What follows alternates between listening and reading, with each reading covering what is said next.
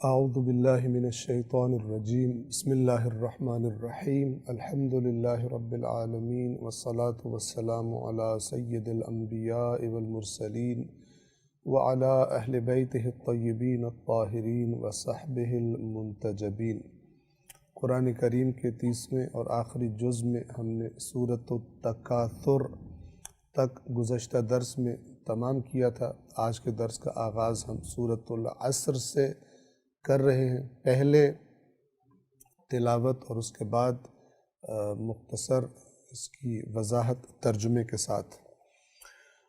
اعوذ باللہ من الشیطان الرجیم بسم اللہ الرحمن الرحیم والعصر ان الانسان لفی خسر إلا الذين آمنوا وعملوا الصالحات وتواصوا بالحق وتواصوا بالصبر۔ سورۃ العصر کا ترجمہ اور مختصر وضاحت بنام خدائے رحمان رحیم۔ آیت نمبر 1، والعصر قسم ہے زمانے کی۔ 2، ان الانسان لفی خسر یقیناً انسان خسارے میں ہے۔ سب سے پہلے عصر کا معنی 2 طرح سے کیا گیا ہے۔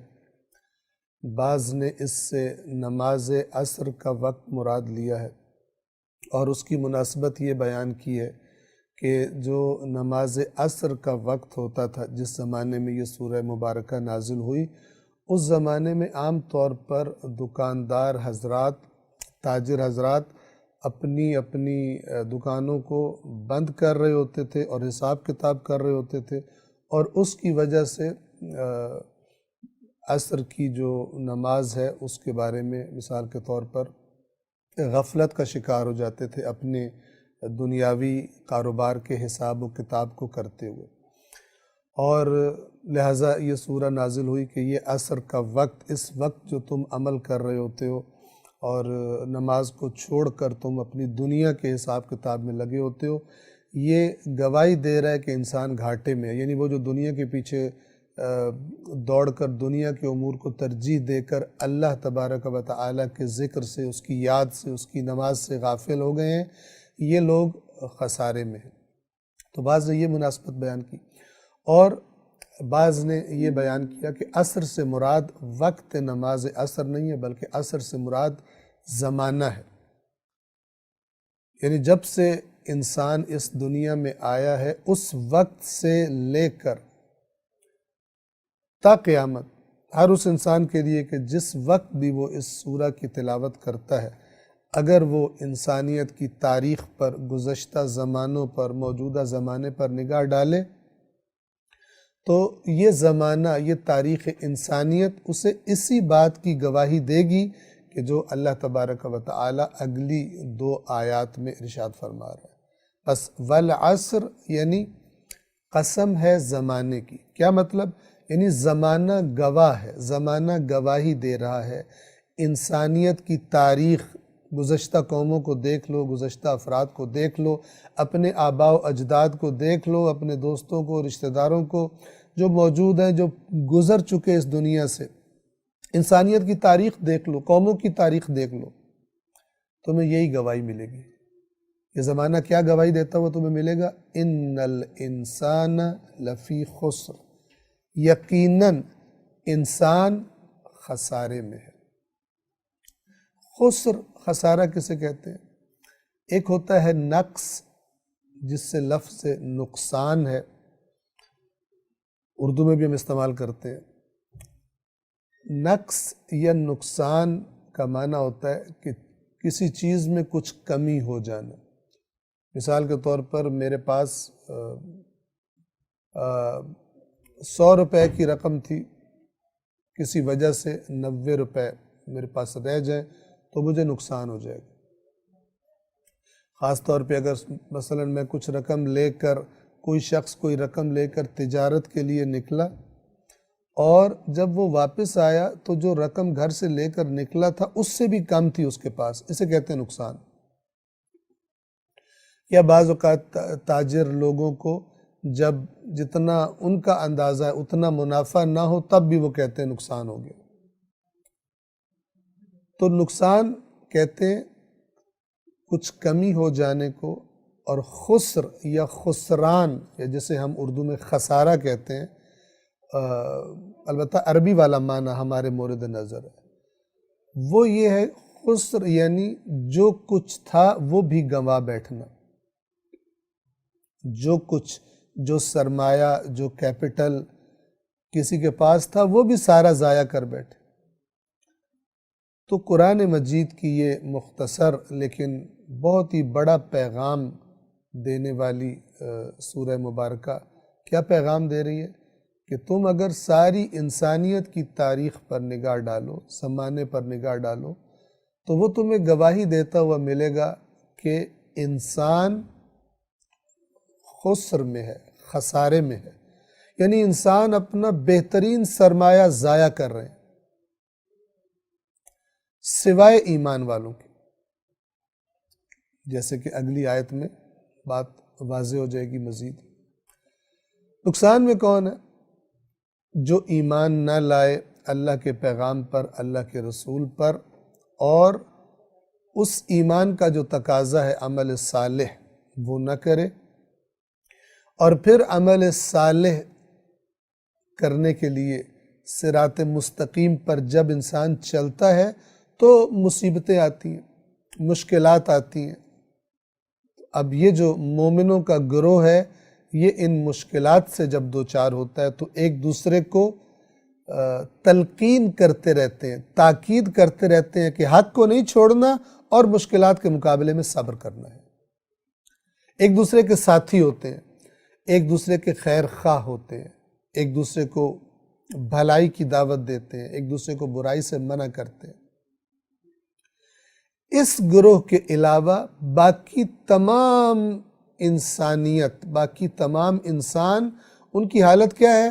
جو سرمایہ اللہ نے انہیں دیا تھا، زندگی دی تھی، جسم دیا تھا، صلاحیتیں دی تھی، عقل دی تھی، آنکھیں دی تھی، کان دیے تھے، زبان دی تھی، سب کچھ عطا کیا تھا. یہ سرمایہ تھا، یہ ہم نے خود حاصل نہیں کیا تھا، یہ کسی نے دیا تھا ہمیں کہ اس سرمایہ کو استعمال کرو، اور اگر صحیح استعمال کرو گے، میری جو یہ سرمایہ دینے والا تمہاری زندگی کے لیے جو پلان تمہیں دے رہا ہے، جو شریعت تمہیں دے رہا ہے، اگر اس کے مطابق چلو گے اور ان چیزوں کو، یہ جو سرمایہ تمہیں دیا ہے، جو نعمتیں تمہیں دی ہیں، جو رزق حلال مثلا تمہیں دیا ہے، اس کو اس طرح استعمال کرو کہ دنیا بھی تمہاری باعزت اور اچھی گزرے، اور آخرت بھی تمہاری بہترین ہو جائے گی، ابدی اجر عطا کروں گا.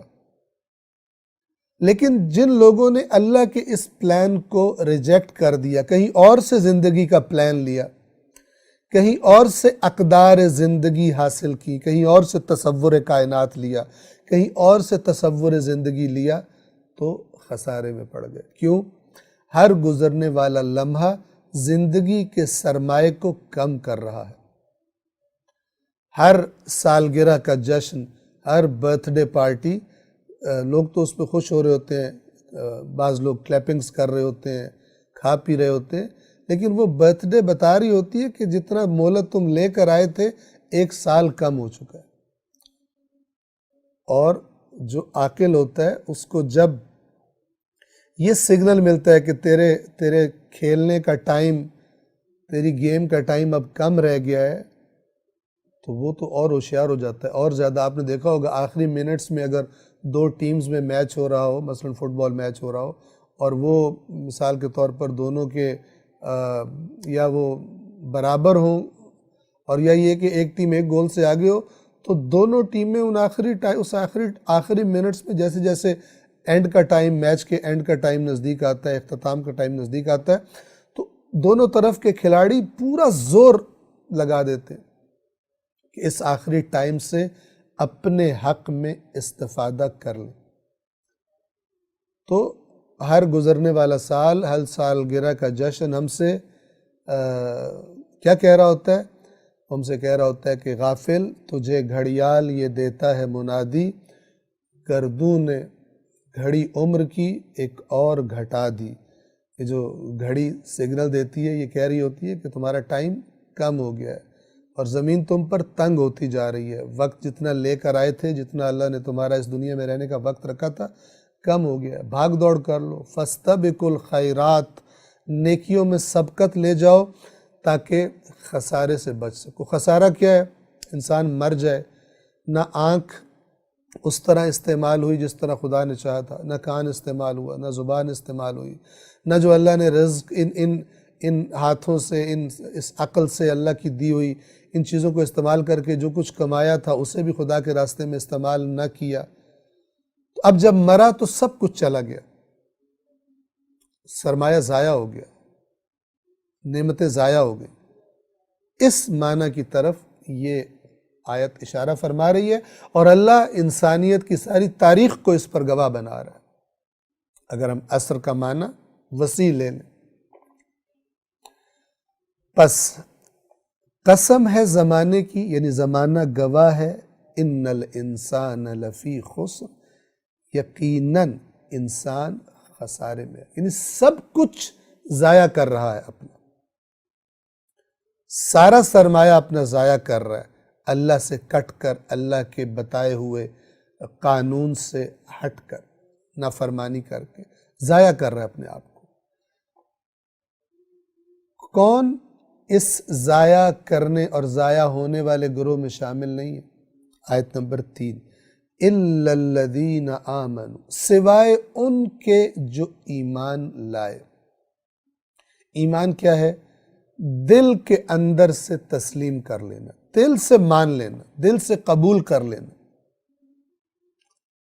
اور جو روایات اہل بیت اطہار سلام اللہ علیہم میں آیا ہے، اس کے مطابق کیا ہے کہ ایمان 3 چیزوں پر مشتمل ہے۔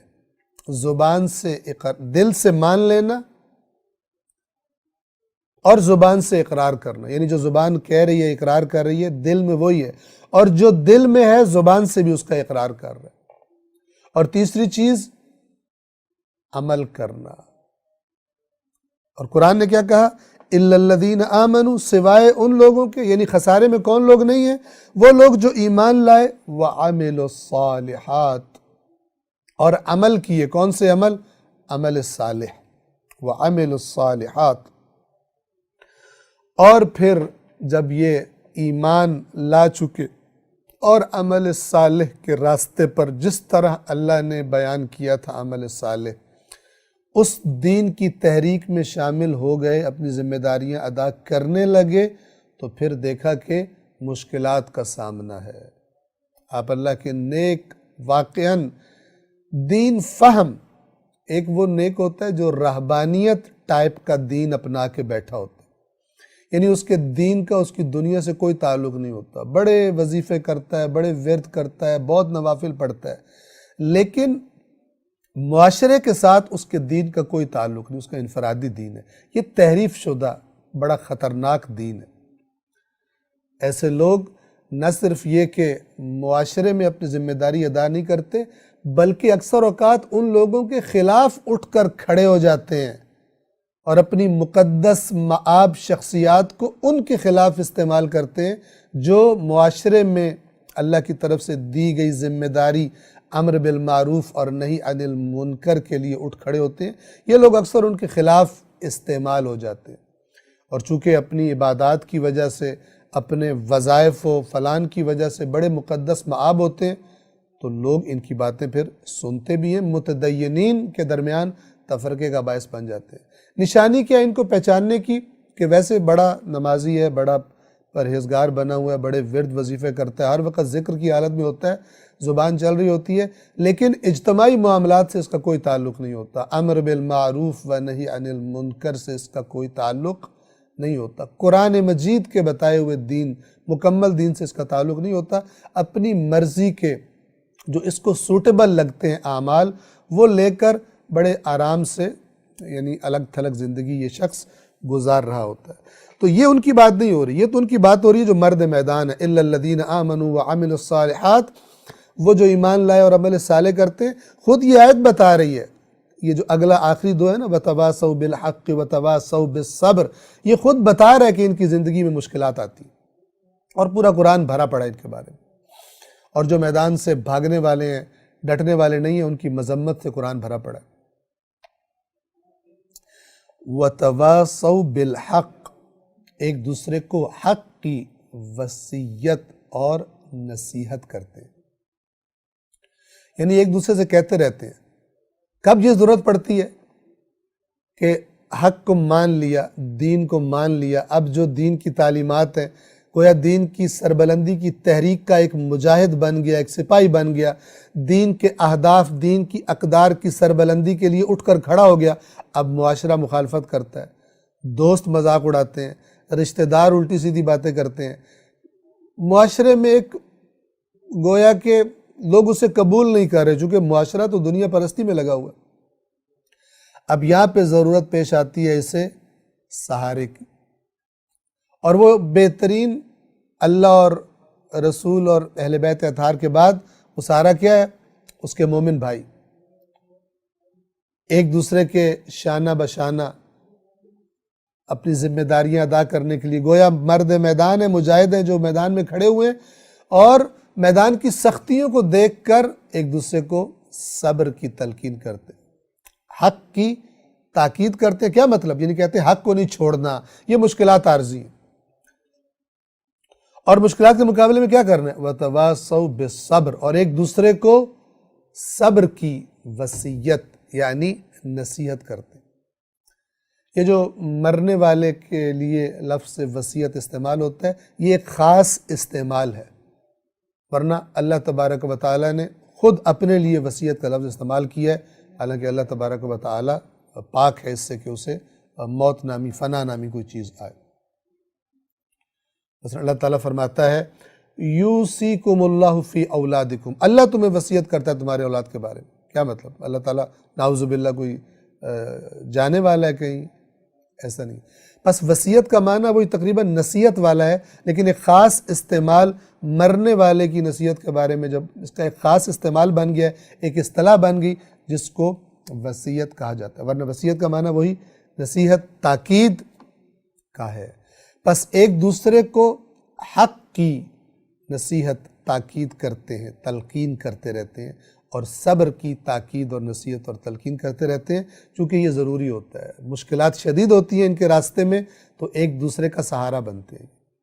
یہ وہ لوگ ہیں، یہ وہ گروہ ہے کہ جو خسارے میں نہیں ہے، ورنہ اللہ تعالیٰ فرما رہا ہے، زمانہ گواہی دے رہا ہے، تاریخ انسانیت گواہی دے رہی ہے کہ ان کے علاوہ، مومنوں اور عمل صالح کرنے والوں کے علاوہ، انسان سب کے سب اپنا اصل سرمایہ بھی خراب کر کے دنیا سے چلے گئے، اصل سرمایہ بھی ضائع کر کے دنیا سے چلے گئے۔ سورۃ العصر کے بعد سورۃ الہمزہ، پہلے ہم اس کی تلاوت کریں گے اور اس کے بعد اس کا ترجمہ اور مختصر وضاحت آپ کی خدمت میں عرض کریں گے۔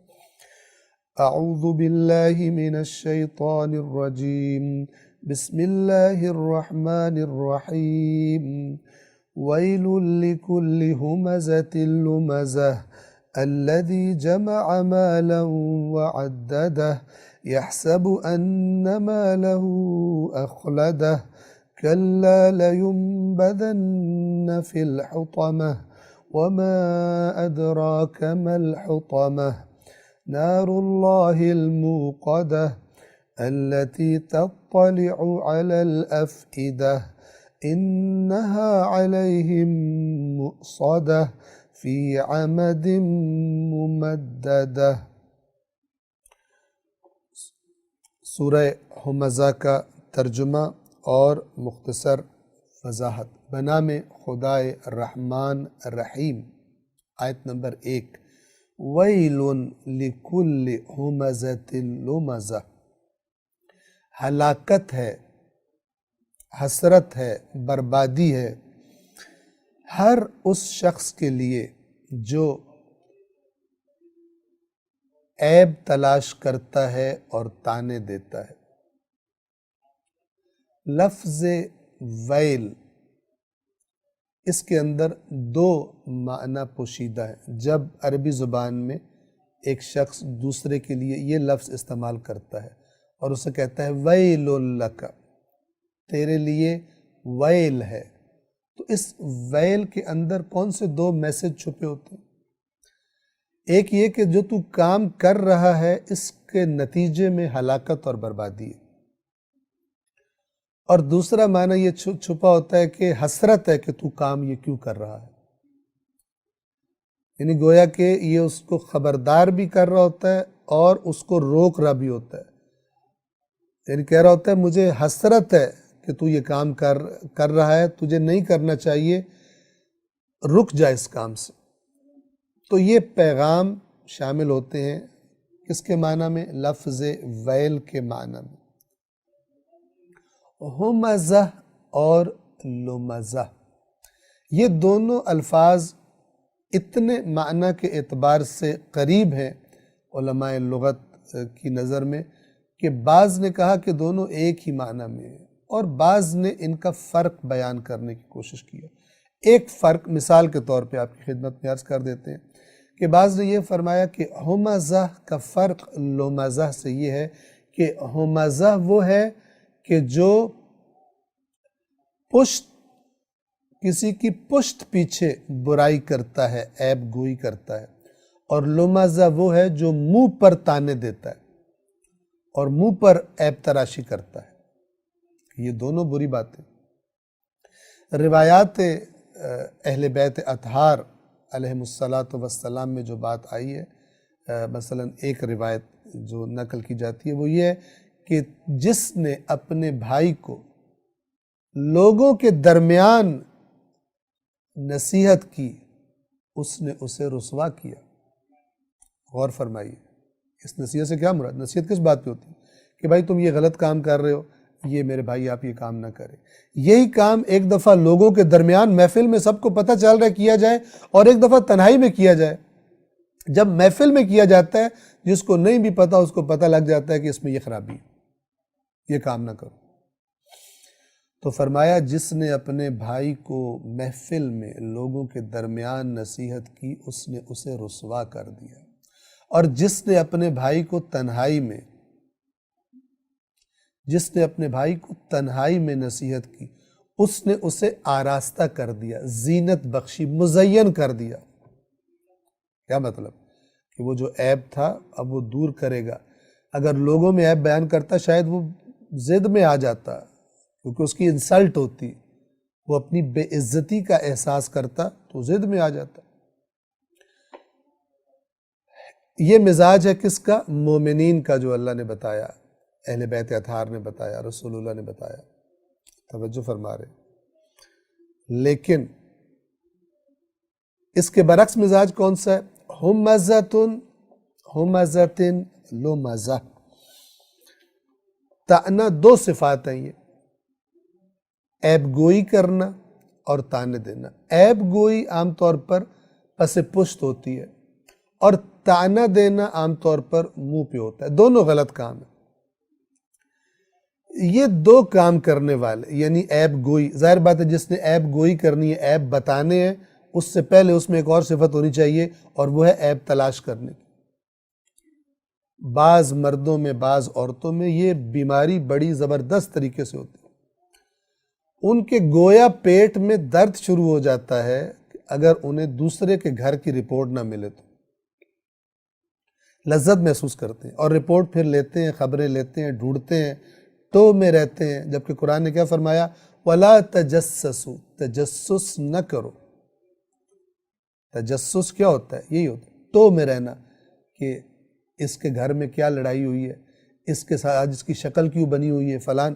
ایک دفعہ ہے کسی کی شکل بنی دیکھنا اور درد محسوس کرنا کہ میرے بھائی کے ساتھ کوئی مشکل پیش آ گئی ہے تو میں اس کا ساتھی بنوں۔ ایک دفعہ ہے مزہ لینا کہ کوئی اس سے اختلاف ہے، کوئی پرانی اس سے کوئی چپقلش ہے، کوئی ناراضگی ہے، اب اس نے دیکھا کہ ہر روز تو ہنستا ہوا آتا تھا، آج ذرا پریشان ہے، دل میں خوش ہوتا ہے، یہ مومن کی علامت نہیں ہے، یہ اور کچھ نہیں تو ایمان کے ناقص ہونے کی علامت ہے۔ دوسروں کی دکھوں پر لذت کا احساس کرنا اور پھر اپنے یاروں دوستوں میں بیٹھ کے کہنا کہ آج کل لگتا ہے کسی مسئلے میں پھنسا ہوا ہے، مزہ آ رہا ہے اس کو، تو یہ بے ایمانوں کے منہ سے نکلنے والے جملے ہوتے ہیں۔ اللہ نے صفات بتائی ہوئی ہیں، اور میں بار بار کہا کرتا ہوں کہ اس میں مسلک کا فرق نہیں ہے، یہ مسلک شیطانی مسلک ہے، اصل مسلک، اصل فرقہ شیطانی فرقہ ہوتا ہے، اوپر سے لیبل، چاہے شیعہ مسلک ہو، چاہے بریلوی مسلک ہو، چاہے دیوبندی مسلک ہو، چاہے کوئی بھی نام رکھا ہو، اندر سے شیطانی مسلک اگر پہچاننا ہے آپ نے، قرآن مجید نے صفات بتائی ہیں۔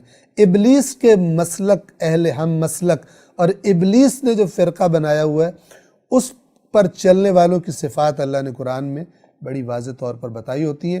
اوپر بے شک لکھ لے میڈ ان چائنا یا میڈ ان جاپان یا میڈ ان فلان، فرق نہیں پڑتا، اصل جو شخصیت ہے وہ میڈ بائی شیطان ہوتی ہے، تو وہ صفات قرآن مجید بتاتا ہے۔ یہاں پر بھی آپ دیکھیے وَيْلٌ لِكُلِّ ہُمَزَةٍ لُمَزَةٍ، ہلاکت ہے، بربادی ہے، کس کی نظروں میں؟ کون کہہ رہا ہے؟ اللہ تبارک و تعالیٰ کہہ رہا ہے۔ کس صفات والے کے لیے؟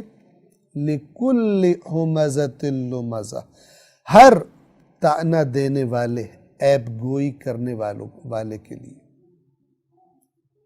آیت نمبر 2،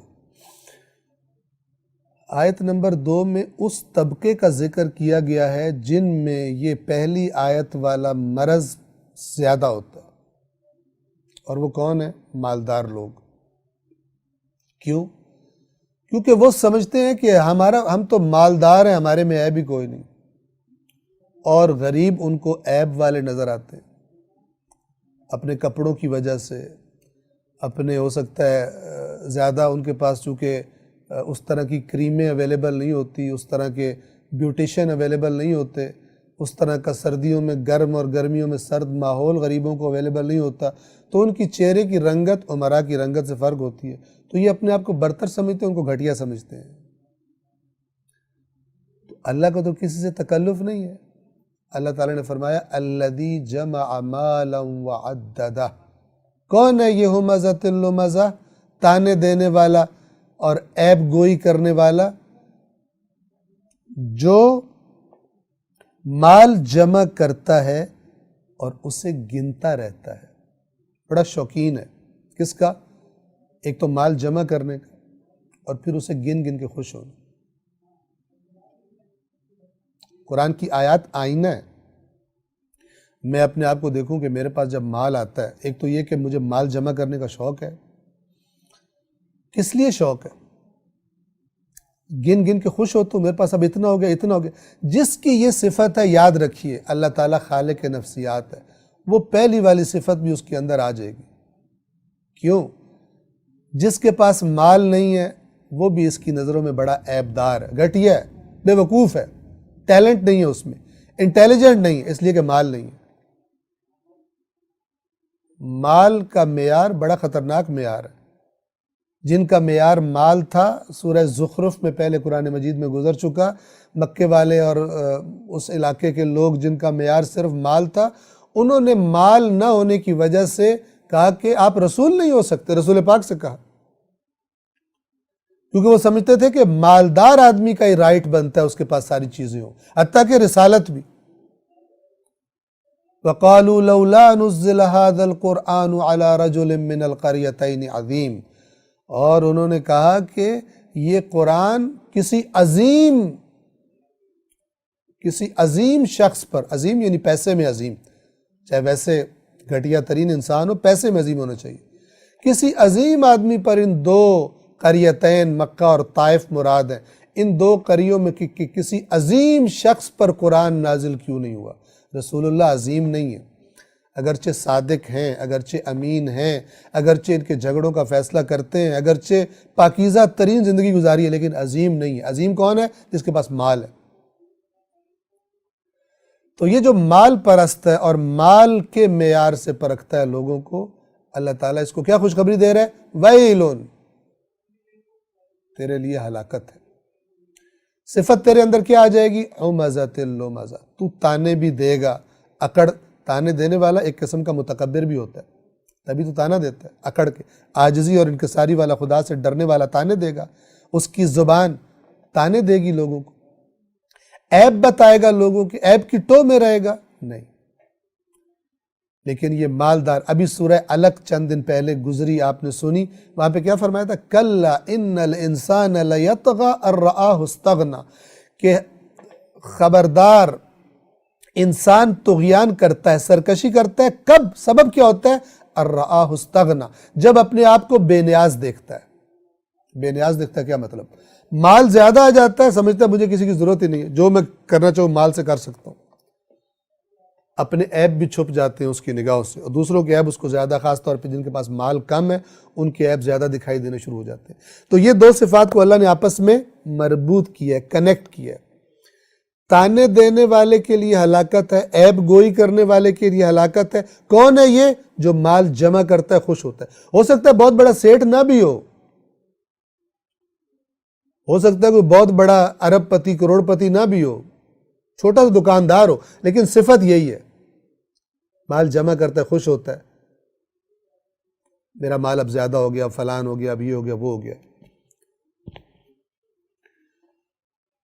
مال کی محبت میں، مال کے تناظر میں ہر چیز کو دیکھتا ہے، اس کے اندر یہ صفات بھی پیدا ہو جاتی۔ 3، یحسب ان مالہ اخلدہ، سمجھتا ہے، گمان کرتا ہے، حساب اس نے یوں حساب کر لیا ہے کہ اس کا مال اسے ہمیشہ باقی رکھے گا۔ یعنی یہ جو حالت ہے، مال اس کے پاس زیادہ ہے، جو اس کا دل چاہتا ہے کر لیتا ہے، جو چاہتا ہے خرید لیتا ہے، کہیں پھنس جاتا ہے، رشوت دے کے نکل جاتا ہے، تو سمجھتا ہے کہ ہمیشہ یہی رہے گا۔ اگر توجہ نہ کریں، خبردار نہ ہو، تو ہم میں سے بہت سارے یوں ہی ہوتے ہیں۔ اپنی موجودہ زندگی اگر خاص طور پر وہ آرام اور آسائش اور مال والی ہو تو نہیں سوچتے کہ یہ جا بھی سکتی ہے۔ ہم نے کئی لوگوں کو دیکھا، ان کے بارے میں سنا، ایک زمانے میں بڑے مالدار تھے، بڑے بڑے امیر لوگوں کے ساتھ، بڑے بڑے کاروباریوں کے ساتھ، بڑے بڑے سیاستدانوں کے ساتھ ان کا اٹھنا بیٹھنا تھا، بڑی بڑی اونچی محفلیں تھیں۔ پھر اچانک کاروبار میں نقصان ہوا، سارے پنچھی اڑ گئے، سارے پنچھی اڑ گئے، سارے دوست چھوڑ کے چلے گئے۔ ایسا ہوتا ہے۔ جو خبردار ہے کہ میرے ساتھ ایسا ہو سکتا ہے اور ہونا ہی ہونا ہے، موت کی شکل میں، دنیا میں نقصان نہ بھی ہو، موت کی شکل میں ہونا ہی ہونا ہے، وہ خبردار رہتا ہے، اپنے آپ کو کنٹرول میں رکھتا ہے۔ جس کے پاس جانا ہے اس کو ناراض نہیں کرتا، وہ ہمزۃ اللمزہ نہیں ہوتا، تانے دینے والا، عیب گوئی کرنے والا نہیں ہوتا۔ وہ مال جمع کر کر کے خوش ہونے والا، میرے پاس اتنا زیادہ ہو گیا، کیوں خوش ہو رہے ہو؟ چلے جانا ہے تمہارے پاس سے۔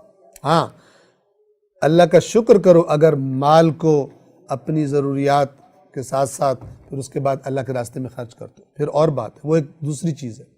لیکن یہ اس کی بات ہو رہی ہے جو صرف مال کی محبت میں اپنے آپ کو کیا سے کیا سمجھتا ہے۔ یحسب ان مالہ اخلدہ، یہ گمان کرتا ہے، اس نے یہ حساب کر لیا ہے، یہ سمجھ بیٹھا ہے کہ اس کا مال اسے ہمیشہ باقی رکھے گا۔ کلا، آیت نمبر 4، کلا، ہرگز نہیں، غلط سمجھ بیٹھا۔ تھوڑا سا غور بھی کرے تو اسے پتہ ہے کہ غلط سمجھ بیٹھا ہے، مرنا ہے تو نے، تو خدا کو بھی نہ مان تب بھی تو موت کا انکار نہیں کر سکتا، مرنا ہے تجھے۔ لیکن یہ مال کا نشہ جب انسان کو ہو جاتا ہے پھر اس کو ساری باتیں تھوڑی سمجھ آتی ہیں، وہ پھر نشہ ہی اس کو دکھا رہا ہوتا ہے جو کچھ دکھا رہا ہوتا ہے، نارمل عقل نہیں دکھا رہی ہوتی۔ تو مال کا نشہ خطرناک ترین نشہ ہے، آپ دنیا میں دیکھ سکتے ہیں مالدار کیا کیا حرکتیں کرتے ہیں بعض اوقات۔ 4، کلا، ہرگز نہیں، لیمبذن فی الحطمہ، وہ چکنا چور کر دینے والی آگ میں ضرور پھینکا جائے گا۔ ایک لفظ ہے لیمبذن، یہ بنا ہے نبذہ سے، نون بے اور دال، اس کا معنی سن لیں، پھینکنے کے معنی میں ہے، لیکن ہر پھینکنا نبذہ نہیں کہلاتا۔ عربی زبان میں نبذہ کا لفظ کب استعمال ہوتا ہے؟ جب آپ کسی چیز کو غیر اہم، ان امپورٹنٹ سمجھ کر پھینک دیتے، تب یہ لفظ استعمال ہوتا ہے۔ تو دنیا میں بڑا امپورٹنٹ تھا، بڑا صدر محفل بنتا تھا، بڑے تیرے آگے پیچھے لوگ چلا کرتے تھے، لیکن یہ جو حرکتیں تو نے صفات اپنے اندر بنا لی تھی اور جو حرکتیں تو نے کی تھی، تجھے اس طرح جہنم میں پھینکا جائے گا جیسے تو کوئی اہم چیز ہی نہیں ہے۔ مثال کے طور پہ مثال دے رہا ہوں، آپ نے اپنی جیب میں ہاتھ ڈالا، ٹھیک ہے، اندر دیکھا پرانا کوئی ٹیشو پڑا ہوا تھا، آپ نے دیکھا اور حقارت سے اس کو پھینک دیا، اسے کہتے ہیں نبذا، لیمبذن۔ جن کو عادت ہے کہ جہاں بھی جائیں ان کو بڑا پروٹوکول دیا جائے، بڑے ان کو عظیم سمجھا جائے، لوگ اٹھ کے کھڑے ہو جائیں، وہ اس آیت کو بھی غور کریں کہ یہ صفات تو نہیں ہے کہ جس کا نتیجہ لیمبذن ہے۔ لیمبذن، یہ جو نبذا کی شکل بدلی ہے یہ تاکیدوں کی وجہ سے بدلی، لا حتمن، یمبذن، حتمن حتمن اسے پھینکا جائے گا ایک حقیر چیز کی طرح۔ کس میں پھینکا جائے گا؟ فی الحطمہ، حطمہ میں، ہا طا جسے ہم توئے کہتے ہیں اور میم، اس کا معنی ہوتا ہے کسی کو پیس کے رکھ دینا، کچل کے رکھ دینا، چکنا چور کر کے رکھ دینا، یعنی ایسی آگ ہے کہ جو اب وہ آگ ہے یا آگ کے ساتھ کچھ اور بھی چیزیں ہوں گی جس سے ضرب لگے گی اس کو اور وہ کچلا بھی جائے گا، جلے گا بھی، کچلا بھی جائے گا۔ خداوند عالم ہم سب کو اس عذاب سے اپنی پناہ میں رکھے۔ لَيُنبَذَنَّ فِي الْحُطَمَةِ، مال تجھے ہمیشہ باقی نہیں رکھے گا، ہرگز نہیں، وہ چکنا چور کر دینے والی آگ میں ضرور پھینکا جائے گا۔ 5 وَمَا أَدْرَاكَ مَا الْحُطَمَةِ، یہ حطمہ کے لفظ سے ایسے ہی نہ آگے گزر جاؤ، تمہیں کس نے بتایا ہے، آپ کو کس چیز نے بتایا حطمہ کیا ہے، اور آپ کو کس چیز نے بتایا وہ چکنا چور کر دینے والی آگ کیا ہے۔ 6 نار اللہ الموقدہ، اللہ کی بھڑکائی ہوئی آگ ہے۔ نار اللہ، اللہ کی آگ، ہر آگ اللہ کی آگ ہے، ہر سایہ اللہ کا سایہ ہے، لیکن یہ خاص طور پر اللہ فرما رہا ہے وہ آگ الموقدہ، بھڑکائی گئی۔ آگ تو جو بھی جلاتا ہے ظاہر ہے اس کو بھڑکاتا ہے جلانے کے لیے، لیکن جب اللہ تعالیٰ فرما رہا ہو کہ یہ اللہ نے بھڑکائی ہے، یہ آگ اللہ نے جلائی ہے اور اللہ نے بھڑکائی ہے، تو پھر وما ادراک ما الحطمہ، تجھے کیا چیز بتائے گی کہ وہ حطمہ کیا ہے۔ تو دنیا میں تھوڑے سے گرم ٹیمپریچر پر بھی صبر نہیں کر سکتا، دنیا کی آگ پر کوئی تجھے دھکیلے جلتی ہوئی آگ میں تو نہیں جانا چاہے گا، جہنم کی آگ کو تو کیسے برداشت کرے گا۔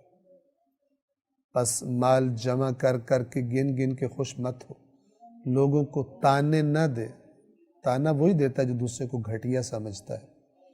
لوگوں کی عیب گوئی مت کر، اللہ نے منع کیا ہے، نہ اس کے سامنے نہ پشت کے اس کے پس پشت۔ کچھ لوگ جب غیبت کرتے ہیں تو اپنے آپ کو ایک شیطانی جملے سے سیٹسفائی کر لیتے ہیں، مطمئن کر لیتے ہیں، کیا کہتے ہیں؟ میں منہ پہ بھی کر لیتا ہوں، اس کے منہ پہ لے آؤ، میں اس کے منہ پر بھی کہوں گا۔ تو تمہیں کیا تکلیف ہے کہ تم ابھی کر رہے ہو؟ تمہاری ذمہ داری اللہ نے لگائی ہے کہ دوسرے لوگوں میں اس کا عیب بیان کرو۔ توجہ فرما رہے ہیں؟ یہ شیطانی جملہ ہے، میں یہ بات اس کے منہ پر بھی کر سکتا ہوں۔ یہ اصل میں یہ بے ایمان چونکہ اس کو پتہ ہوتا ہے میں غیبت کرنے لگوں اور سامنے والوں کے ذہن میں یہ جائے گا، تو یہ بے ایمان اب اپنے وہ جو غیبت کا اس کو شیطانی پریشر آیا ہوا ہے وہ بھی نہیں روک پا رہا، اپنی اس شیطانی حرکت کو بھی نہیں روک پا رہا، اور اس کو جسٹیفائی بھی کرنا چاہتا ہے، اس کی تعویل بھی کرنا چاہتا ہے، تو اپنے اوپر اپنے آپ کو دوسروں کے سامنے بہانہ پیش کرتا ہے، کہتا ہے میں بڑا بہادر ہوں، میں اس کے منہ پر بھی کر لوں گا۔ تو منہ پر بھی کر لے گا تب بھی تو غیبت کر رہا ہے، مردہ بھائی کا گوشت کھا رہا ہے قرآن مجید کے بقول۔ توجہ فرما رہے ہیں؟ تو یہ بعض غلط کام کرنے کے لوگوں نے شیطانی جسٹیفیکیشنز، شیطانی تعویلیں بنائی ہوتی، کر لو، اور اپنے پاس سے اس کا کوئی دلیل بھی انسان کر لیتا۔ نار اللہ الموقدہ، اللہ کی بھڑکائی ہوئی آگ ہے۔ 7 التی، آگ کی صفت بیان ہو رہی ہے، التی تطلع علی الافئدہ، وہ کہ جو طلوع کرے گی، یعنی چڑھ جائے گی۔ کہاں چڑھ جائے گی؟ دلوں پر۔ یعنی نہ صرف یہ کہ بدن جلیں گے، دل بھی جلیں گے۔ اب یہ دل سے کیا مراد ہے؟ یاد رکھیے، دل سے مراد قرآن میں یہ دل نہیں ہوتا جو ہمارے بدن میں خون کو پمپ کر رہا ہوتا ہے۔ اس سے مراد وہ مرکز ہے انسان کے اندر کا، اب اس کا نام جو بھی رکھ لیں، جہاں عقل رہتی ہے، جہاں انفارمیشن، اطلاعات جمع ہوتی ہیں، جہاں اینالائز ہوتی ہیں، اور پھر انسان وہیں پہ ڈیسیجن لیتا ہے۔ عقل ہوتی ہے، جذبات ہوتے ہیں، سب کا مکسچر، یعنی مین سینٹرل جگہ۔ آیت کیا کہہ رہی ہے کہ وہ مرکز جہاں سے تو یہ تانے تیار کر کے باہر نکالتا تھا، جہاں سے یہ عیب گوئی کے ارادے کرتا تھا تو، جہاں تو مال کو جمع کر کر کے، جہاں تیرے مال کی محبت جہاں بسا کرتی تھی، وہاں پر یہ آگ چڑھے گی۔ وہاں اس آرزوؤں کو، اس خرابیوں کے مرکز کو، جس میں تجھے بڑی لذت کا احساس ہوتا تھا یہ کام کر کے، وہیں کہ جہاں تجھے لذت محسوس ہوتی تھی، وہیں تجھے جلن محسوس ہوگی، اور عام جلن نہیں، نار اللہ الموقدہ، اللہ کی بھڑکائی ہوئی آگ کی جلن، وہیں پہ تجھے جلائے گی۔ اس کا تصور، ان الفاظ سے تصور انسان کر سکتا ہے، جس کو باہر سے بھی آگ جلا رہی ہو اور اس کے اندر سے بھی کیا ہوگی، وہ خداوند عالم بہتر جانتا ہے، لیکن اس نے بتایا کہ وہ تمہاری سوچوں کی جگہ کو بھی جلائے گی، جہاں سے تم غلط افکار اور غلط سوچیں بنایا کرتے تھے۔ التی تطلع علی الافئدہ، جو دلوں تک پہنچ جائے گی، طلوع کرے گی، تطلع یعنی چڑھ جائے گی ان کے اوپر۔ 8 انہا علیہم مؤصدہ، بے شک وہ ان پر محیط ہو جائے گی، یعنی ہر طرف سے وہ آگ ان کو گھیرے میں لے لے گی۔ آیت نمبر 9، فی عمد ممددہ، لمبے لمبے طولانی ستونوں میں۔ آپ تصور کریں ایک ستون، ایک کیپسول ٹائپ کا، کہ اس کے اندر عذاب دیا جا رہا ہے، اس سے نکلنے کا، اس کے کھلنے کا کوئی طریقہ نہیں ہے، وہ جلنے والا بھی اسی کیپسول میں ہے، اور جلانے والی آگ بھی، حطمہ بھی اسی کیپسول میں ہے۔ کیا کیفیت ہو سکتی ہے؟ انسان مرنا چاہے گا فوراً تاکہ تکلیف نہ ہو، مرے گا نہیں۔